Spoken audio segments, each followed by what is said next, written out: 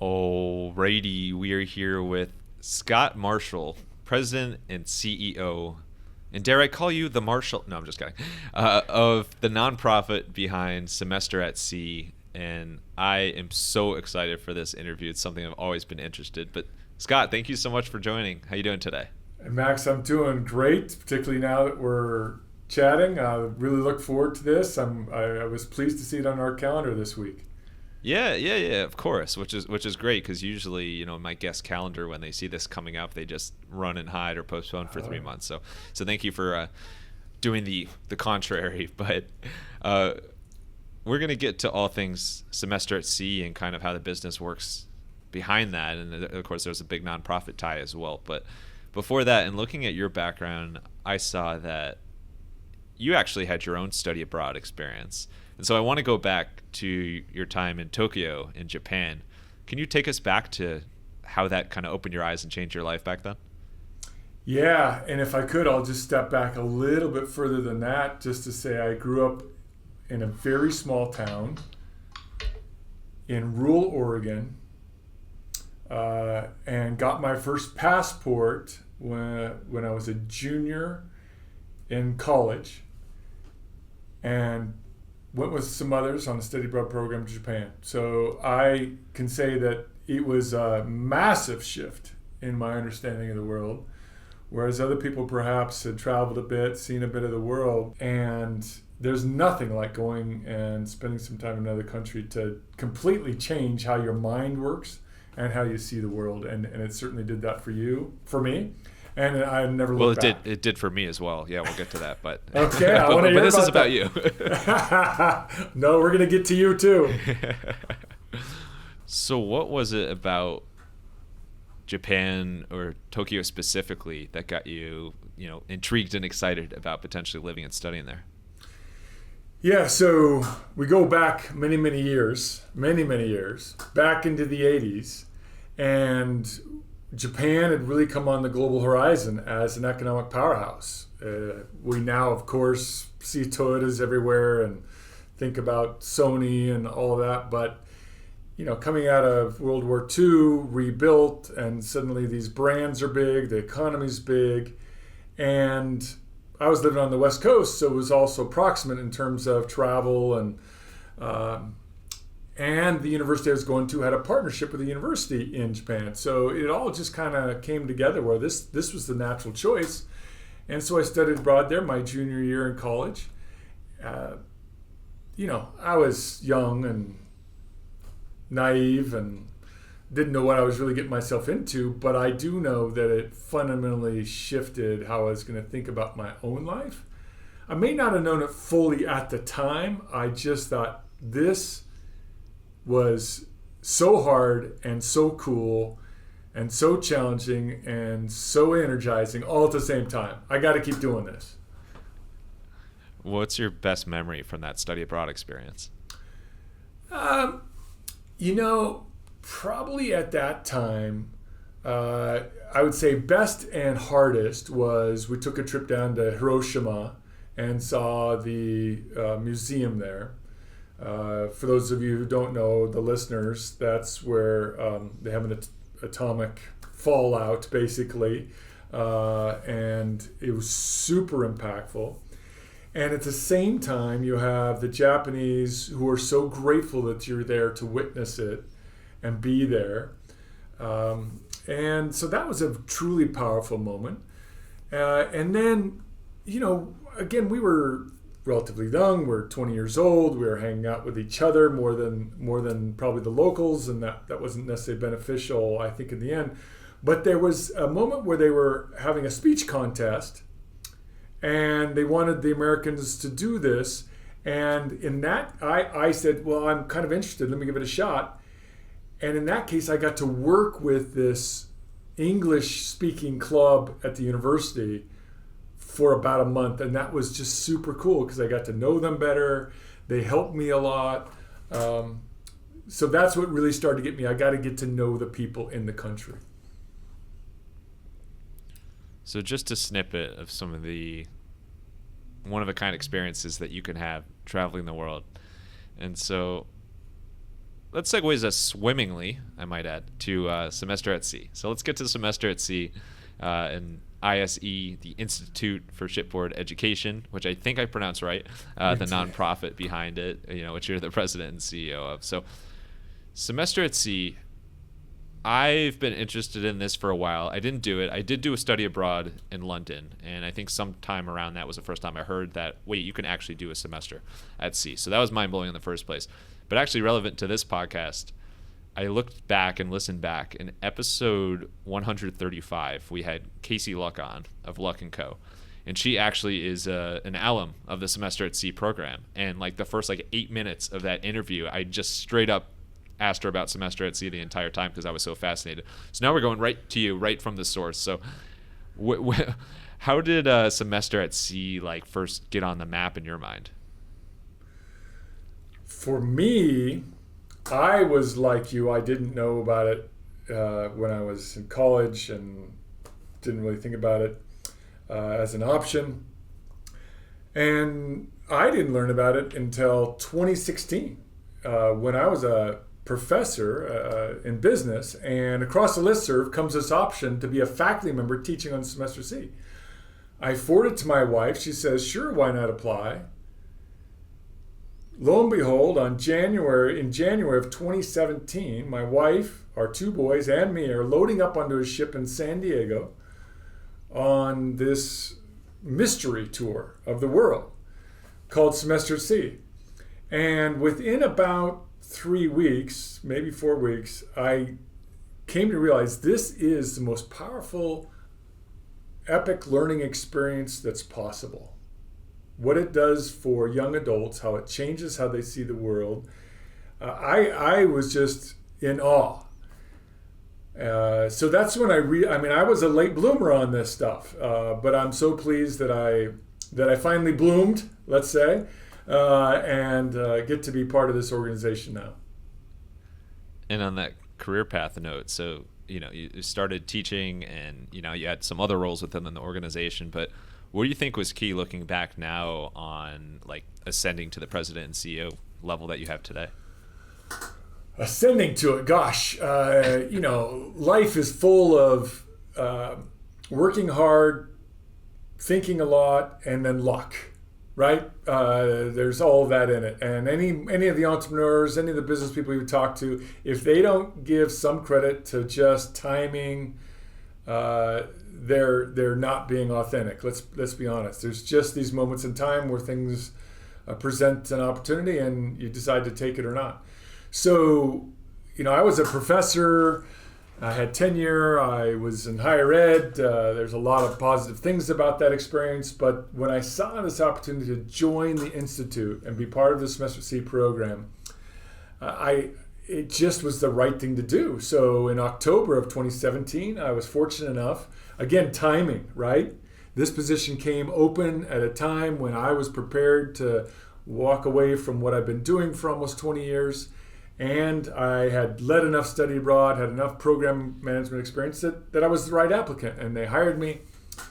I became pretty involved quickly into some of the strategic plan work. I had been a business faculty and I'd run self-support programs within higher ed. I had a decent understanding of financial statements and operating, how you operate things, and so the opportunity just came along for me to become the president, and that was the right time for me to do it. The thing that wasn't known at the time was in January of 1st, 2020, I become president. And on March 14th, 2020, we're shutting down that spring voyage and we don't sail for a year and a half. There's a whole story there around how you get a nonprofit that's mission driven and revenue based through a very difficult time. Yeah, well, real quick on that. So obviously, so many, the whole world was impacted by COVID, especially in 2020 when everything shut down. But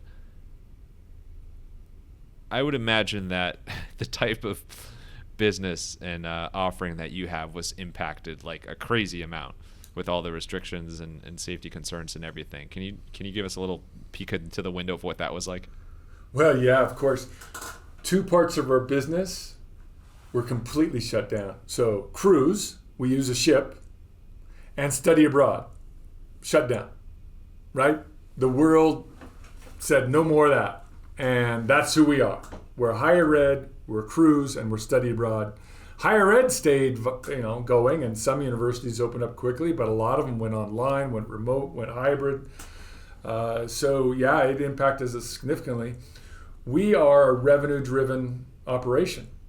We have to run like a business, even though we are clearly a mission or purpose-driven enterprise.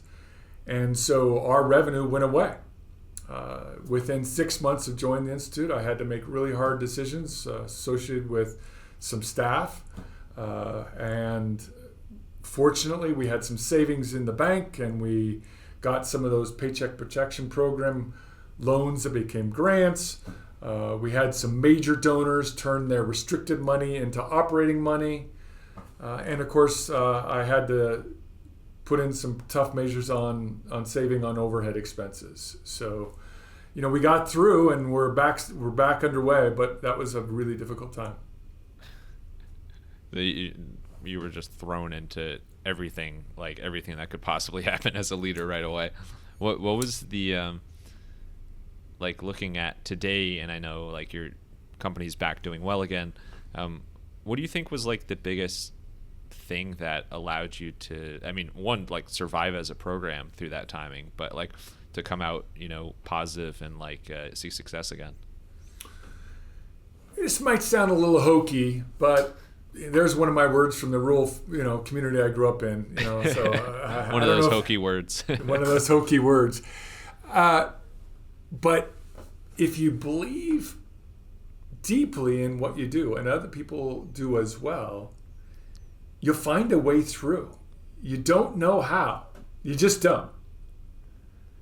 But you're going to find a way through. So you wake up every day saying, what we do is something I so deeply believe in. Today, what am I going to do to make sure we get through it? Today.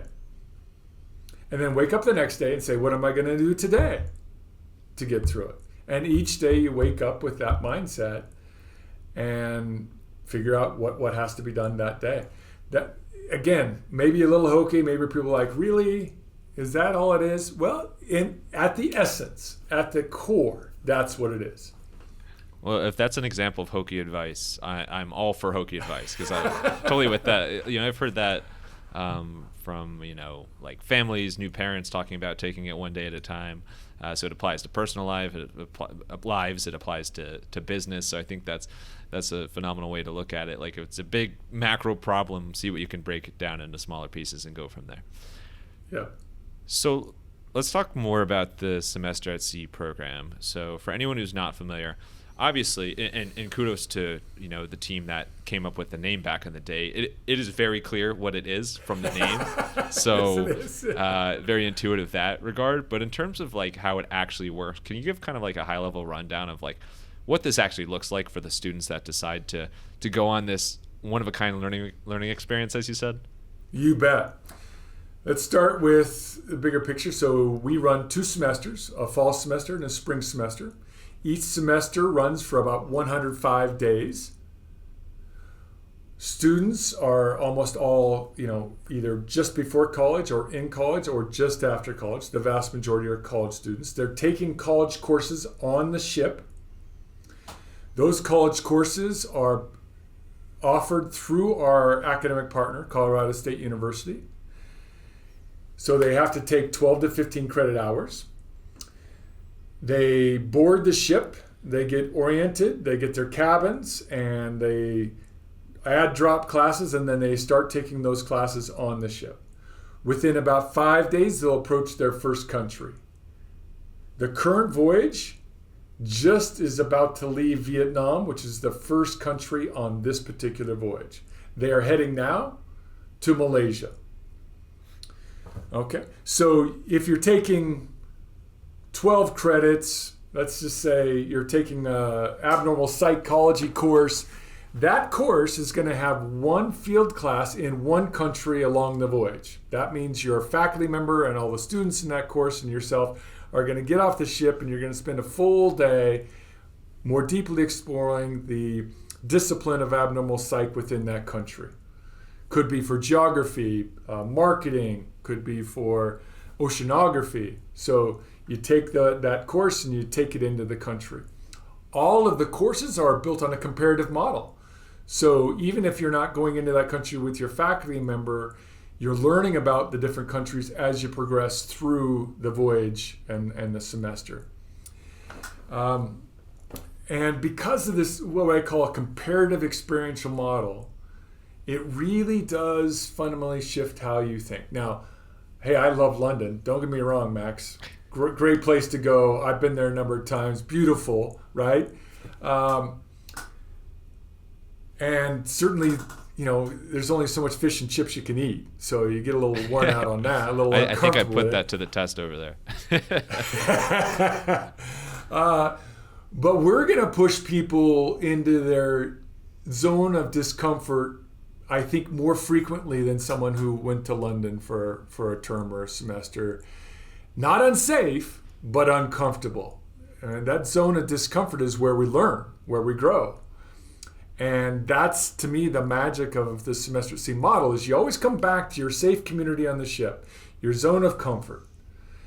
But then we're going to take you to Malaysia, and you're going to feel uncomfortable, and you're going to learn, and you're going to rethink. You get back on the ship, safe of zone of comfort. Then you're going to go to India. Then you're going to go to Kenya. Then you're going to go to South Africa. Then you're going to Ghana, Morocco, and so on, right? So that's the power in this model, is we're really going to push you into zones of discomfort and make you a fundamentally different person by the end. Well, shout out my wife's cousin Emma and her husband Ben, who live in London, and they, at the tail end of our honeymoon, we did Italy, and then we ended back in London and spent the weekend with them, and they greeted us with some fresh fish and chips from a local chippy, as they call it. And so I always think of that now with fish and chips, but I do actually love fish and chips a lot. It's great, and chips in any form. But me too. That saying, zone of discomfort, I think is so key, and I think it was like instrumental to me growing when I was in college and when I studied abroad. Of like, you have to, you hear people talk about like you have to get uncomfortable. No, sorry, you have to get uncomfortable saying it clearly. You have to get comfortable being uncomfortable, and that's where growth happens. And I think what could be more of a zone of discomfort than being on a semester at sea where your zone of quote unquote comfort is this giant ship that's not even on stable ground, it's moving. So you get back to kind of like your hub there, but also like even then, you're moving, it's fluid, literally. But what a brilliant way to really blow the minds and change the careers and trajectories and lives of so many students, and aspiring business owners and doctors and everything.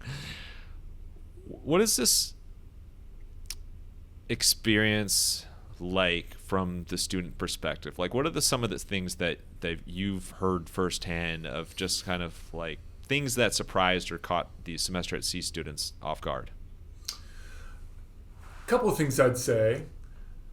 First, we don't always have the most amazing faculty, but overall we have extraordinary faculty. I mean, truly extraordinary faculty. And here's the key. We hire faculty for every voyage. And so we get to select them. These are faculty members who are going to be committed to the same type of experience that the students are. The faculty are going to realize that they could be sitting across the breakfast table with a student, or a lunch table or dinner table. They're going to go into countries and explore those countries with their students. And so from the student perspective, they're just going to have a sense of the whole person of who this faculty member is. And that faculty member has been selected for this purpose. And we get phenomenal faculty from all over the U.S. and around the world because we get to really select them in that way. So I would say one of the things that students' expectations are exceeded in is the quality of the faculty and the opportunity to get to know those faculty beyond the instruction within a classroom. The second, I think, mind-blowing or at least surprising, expectation exceeding, is the power of the community on the ship. So as you were saying, you are on a ship and it's moving and you're on the ocean. Where in the world today do you collect over 500 or 600 strangers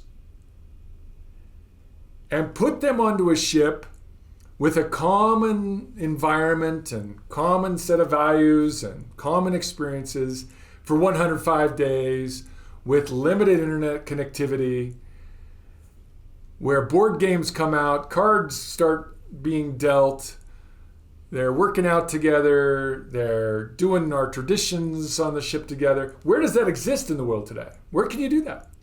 And so they come away and say, my favorite port was the ship because of that community. It's a heck of a port. Yeah, and I think about traditional study abroad, and like when I was deciding whether to do it or not, so many people told me, well, first of all, do it, but and supporting evidence for that is or supporting arguments for that is that, like, this is the only time in your life you're going to be able to do something like this, you know, to live for 105 days, if I were to guess a number, in a different country and live so central in like a major city like that. Like, on its own, traditional study abroad, it is a once in a lifetime experience. Yeah. You add the boat and then all of the cities and other ports that you, which are probably pretty cool too, that you travel to, and it's like once in a lifetime exponentially. It's such a unique opportunity. And so in describing it, so you literally, you have one boat and you just do it twice a year, basically. That's how it works. Well, now we're going to get into... Sorry, I heard as part of research, it's not a boat, it's a ship. So I see myself out. Right on, Max. Well done. Well done. Yeah, so our ship carries boats. Those are lifeboats, right? So it's a ship. Yeah. It's not a business model that you take to a venture capitalist with great hope. I mean, I'm not going to put this onto Shark Tank anytime soon. You know, we bring together three distinct industries with their own complexities. It's higher ed, which is its own industry. We bring together study abroad and the cruise industry. We put it into one and we create this magical experience. So would you have a guess as to what % of our overhead expense is allocated to chartering or leasing and operating fully crewed the ship? I would say like an extremely high %. Just thinking that cruise ships can't be the cheapest thing in the world. Yeah. Well, I'll just give it 73%. Yeah. That's a fixed cost. You're operating. You got to pay all these expenses for a ship. Then we have to have this phenomenal staff who I work with to do it, and that's another 21%. So we have 93% of our costs. It's essentially fixed. And then the other 6% is various expenses that we incur. It's a tough business model, yet we are 90% revenue based, where 10% is philanthropic. Okay, so we have to run like a business. There's just no doubt about it. Nonprofit, mission-driven, philanthropy is key. But every day our team here wakes up and says, we need paying passengers to get on that ship, students and lifelong learners. And when your soon-to-be child merges into the world and is 5 years old, I hope you and your wife and your child will consider being a lifelong learners. It'll be your opportunity. Nonetheless, see, I'm selling right now. Yeah, what's not to like with lifelong learning? But besides all the L's that I almost stumbled over while saying it. It's a mouthful too. Lifelong learners, yeah. So it's worth just mentioning, we obviously, most of our paying passengers are students, college students, but we also have this amazing lifelong learner cohort of people who are taking sabbatical or taking leave or retired. And instead of going on a Disney cruise or going to Aruba, they say, you know what, we really want some kind of true lifelong learning experience connecting us to these young adults. So they go on a semester C voyage as lifelong learners. in semester at sea, I think, I mean, you'd be surprised to know, like, it's been around for a while. It's been around, as we chatted about before, you very much did not start it. It was around before you started working there. But it goes back several decades. I want to say into the 60s or 70s is when it started. What do you think overall has been, like, the main reason that it's stayed as a business and a lifelong learning opportunity for so many years? When, I mean, we talked about COVID more recently, but, like, there's been so many global challenges over that time frame we persevered through. Again, I'll just use the word. This is truly not hokey. This is why it's unhokey. It's unhokey. I'll look that up later. Maybe there is such thing as unhokey. It's because it matters. Because this is really important. Because you find people who have done it and say, that's the best 3.5 months of my life. And they sailed in 1967 or 1978 or 1992. That's the best semester of my life. And they help support the mission. And they just are always there as alumni to make sure we can get through any future challenge. And then when people come work here, we have 45, 46 full-time employees here. We show up every day not because we're going to have stock options at the end, or we're going to do an IPO, because we're not going to do an IPO. We show up because this is something we just believe in. We just believe in it so much, and I think that's why it's been around since 1963. And I think it'll be around to 2063, and what is it, 3063, and so on. I don't know. It's too much math on the spot right here. I should have broke out the calculator, but. And then you mentioned the donors and the, I guess, fundraising, or we'll just call it the donors, if you will, is a huge part of it. And obviously there's tons of pride with the alums, including Casey Luck, episode 135, not to shout her out again. But for anybody who's in a nonprofit or just like in any sort of business where, like, you're trying to raise money and get donations, anything like that, what advice can you share about, like, really making your message and your mission as compelling as it truly is, to the potential donors? Yeah.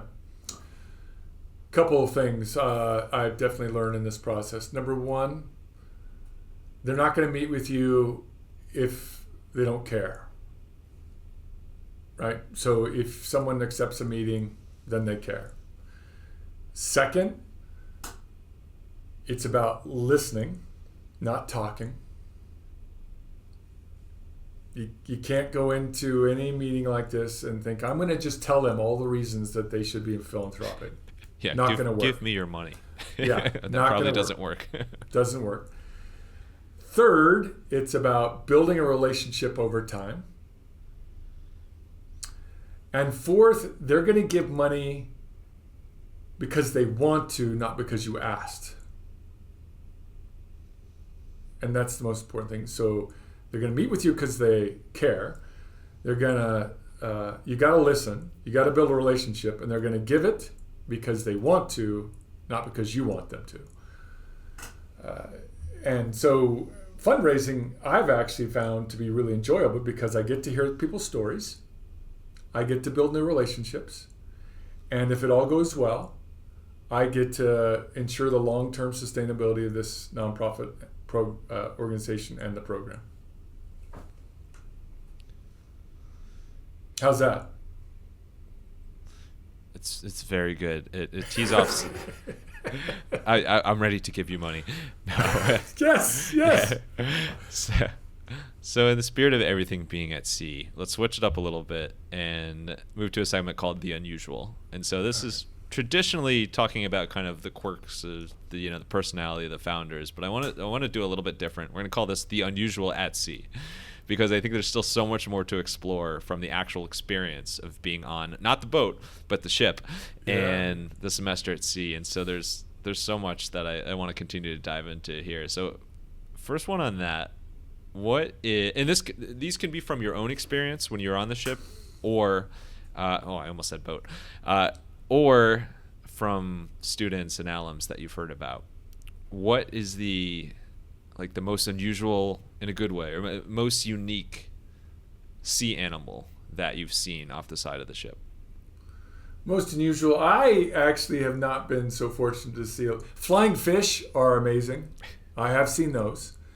And you see them on a Nat Geo special or some kind of documentary, but seeing them in real life, it is kind of a amazing wonder and freak of nature that this is what they do. I mean, they obviously are not soaring up into the sky, but they truly are launching themselves out of the water for a long distance with their fins out, looking like they're flying. It's amazing. Other people have gotten to see whales and other things. I haven't been so fortunate. You do see a fish on the ship during our tradition of Neptune Day, which actually is a long-term maritime tradition where when you cross the equator for the first time, you go through this whole tradition of getting sort of going and meeting Neptune, and then you kiss a fish, and then you shave your head, and you enter the Shellback Society because now you have officially crossed the equator for the first time aboard a ship. So that's one time when a fish is on board and you get to get a little intimate with that fish. So that is a pretty unique part of the whole experience, for sure. Well, actually, that could be a potential answer for my next question. I was wondering what's often the students' favorite day throughout the whole experience. So I'm not going to let you say Neptune Day. That sounds pretty cool, and great day for the fish. But what would you say is another really? It just tends to be kind of like an instant classic day for many people who've been on that. For sure, that's easy actually. Sea Olympics is another one. So we have this every voyage, and it combines a whole variety of sometimes just ridiculous fun competitions and, of course, tug of war and some weightlifting. But we have a small pool on deck 9, and there's synchronized swimming contest, which is fun, hilarious, and sometimes even talented exhibition of synchronized swimming. There's a whole variety of things, and it's a whole community day, super fun. We have competitions by student groups. We call them seas, so the Red Sea, the Adriatic Sea, and so forth. And the seas compete against each other. They have to do a dance sort of presentation and with a song. So this is a full day of events with a lot of preparation. Definitely one of the most memorable days for our voyagers. All right, and now the big one, seasickness. So I'm sure this comes up all the time. How much do you actually see that as part of semester at sea? And then do you have any tips for getting over it as quickly as possible? Certainly people get seasick. Fortunately, my wife, 2 boys, and I did not have that issue. When we sailed in spring of 2017, we were right next to a faculty member who wore half of a patch behind his ear the entire way and didn't seem to have a problem. So for him, that seemed to solve it. There's obviously some different medications, and there's bracelets and things that people can use to deal with it. There are times when our crew lay out bags all over the ship. And in classrooms, we have heard of cases where a faculty member is up in front of a class and things are a little bit rocky and they get sick and they throw up in the bag and then they keep teaching. It can happen. Rough seas happen for sure. They're not that common. We have phenomenal meteorological tools on the ship to try to avoid most rough seas and most rough weather. But it certainly happens. You get strong wind coming and it's kicking up the waves and the ship's rocking a bit. So it can happen. Yeah, I appreciate it there. Like I always say that because we used to do tons of cruises as a family growing up.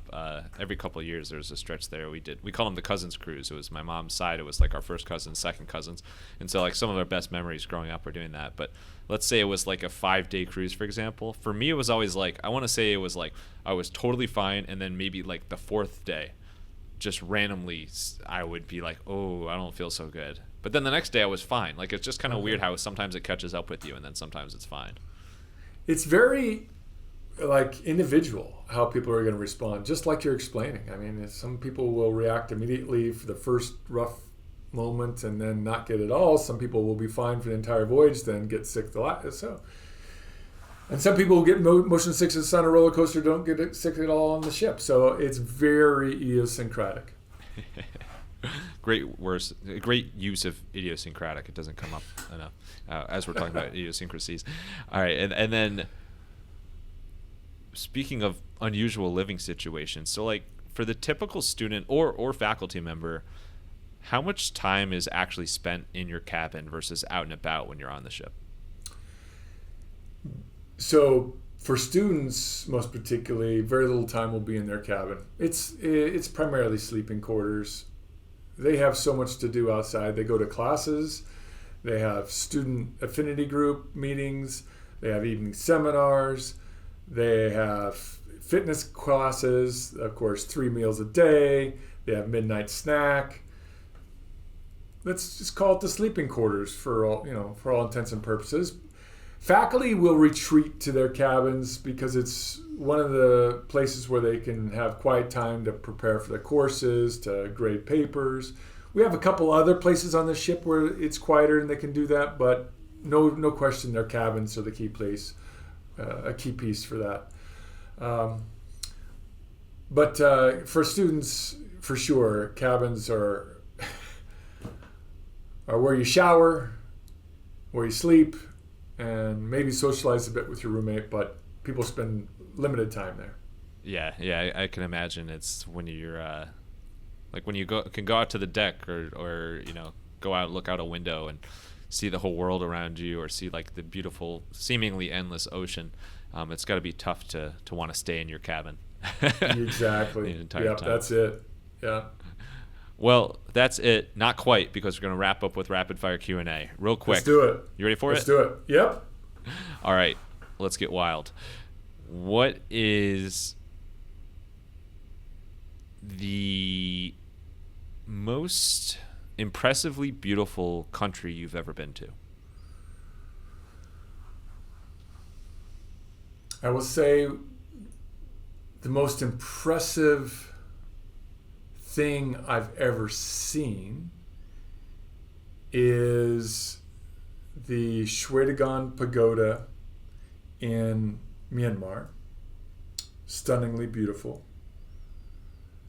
The most stunning scenery, probably in South Africa. My favorite food is still Japan.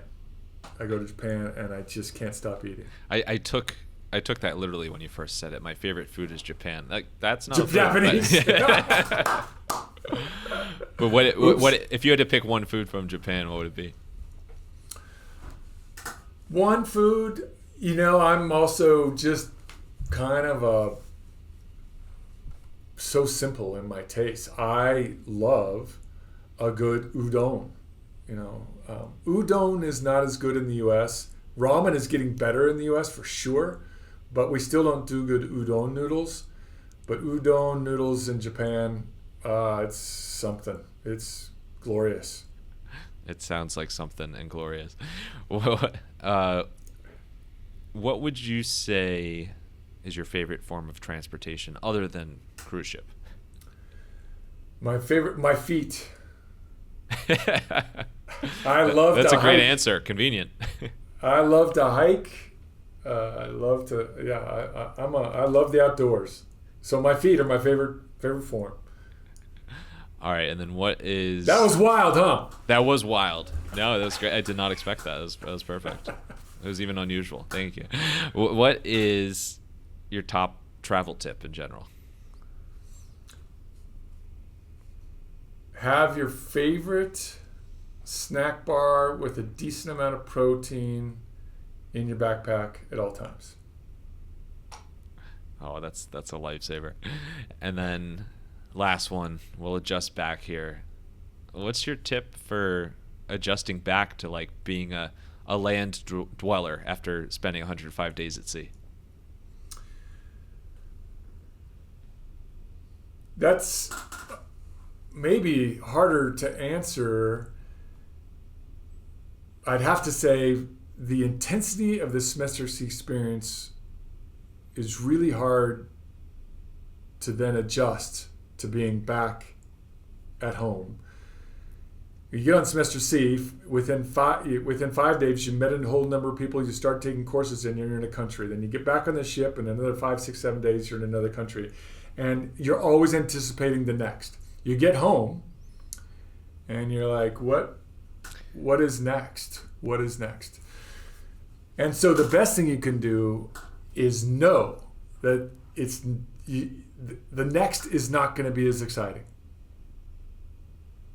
It's just not. Second, stay in touch with your fellow voyagers after the voyage, because they're the only ones who truly understand. That's incredible advice and a great place to wrap up. Yeah, I think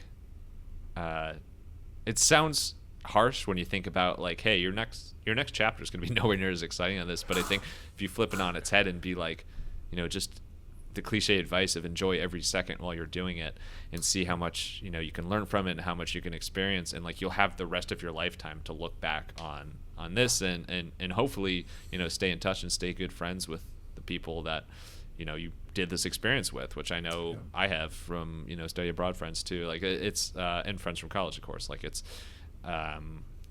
experiences and friends to last a lifetime. That's the way to do it. So Scott, thank you so much. This has just been incredible. It's taken me on a mental semester at sea, and I hope it's the same for you listeners and viewers. But thank you so much for coming on and for all you do and for keeping the ship, not boat, going. But I know if anybody wants to learn more, or if there are and it's aspiring lifelong learner or have kids that will one day, I know you can learn more about it at semesteratsea.org. Is there anywhere else that you want to shout out, Scott, as far as connecting with you online or anything about the program? I love LinkedIn. It's my only social media channel, quote unquote. So find me, Scott Marshall, Semester at Sea, on LinkedIn. Obviously, we have all the social media channels all under Semester at Sea. And just as you mentioned, the web address is really clear, semesteratsea.org. Look us up. Join us. Awesome. And the last thing, final thoughts. It could be a quote, just kind of a few words to live by, whatever you want. Send us home here, Scott. Yeah. Every day is a treasure. Life is fragile. Be in the moment. Love your neighbor. Bring on the bongos!